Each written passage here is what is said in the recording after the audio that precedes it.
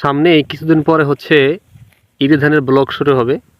এই দেখেন আমাদের এক কৃষক, এই কৃষক কিন্তু আবার একটু মোটামুটি শিক্ষিত কৃষক, বুঝছেন? এই কৃষক দেখেন এদিকে আপনি কাজ করতেছে, জমি পরিষ্কার করতেছে। হ্যাঁ, আসলে এই যে কৃষি কাজটা কিন্তু সহজ কোনো কাজ না, অত্যন্ত পরিশ্রমের কাজ, অত্যন্ত কঠিন কাজ। এত পরিশ্রম করে এই যে এই জমিটা দেখেন পরিষ্কার করবে, পরিষ্কার করতে কতগুলো মানে লাগবে, শ্রম দেওয়া লাগবে, অর্থাৎ কৃষক কি মানে কিষান লাগবে। এরপরে এটা চাষ দেওয়া হবে, চাষ দিয়ে আবার বাছাই করা হবে, এরপরে জমিটা আবার মানে করতে হবে, সমান লেভেল করতে হবে, তারপরে ধান লাগাইতে হবে।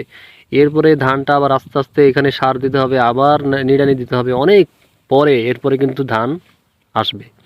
এরপরে ধানটা কিন্তু বাড়িতে তোলা হবে। মোটামুটি 3 মাস 3.5 মাস সময় লেগে যায় এই ধানটা ঘরে উঠাইতে। এরপরে সেই ধানটা কিন্তু আহ, সে খাইতে পারবে, চাউল চাউল ভাঙায় সে খাইতে পারবে, অথবা বাজারে বিক্রি করার পরে সাধারণ মানুষের কাছে পৌঁছায়, আমাদের কাছে পৌঁছায়। আমরা যারা মনে করেন যে শহর এলাকায় থাকে তারা তো চাউল কিনে কিনে খায়, কিন্তু কত পরিশ্রম করে কষ্ট করে কৃষক যে ফসলটা ফলায় তারা কিন্তু কখনো কল্পনা করে না এবং কখনো ভেবেও দেখে না। তো আসলে কৃষক যদি কৃষিকাজ না করতো তাহলে কিন্তু আসলে আমরা আরাম করে পায়ের পর পা তুলে এরকম আমরা কিন্তু খাবার কিনে খেতে পারতাম না। টাকা আছে কিন্তু খাদ্য নাই, খেতে পারবো সম্ভব না।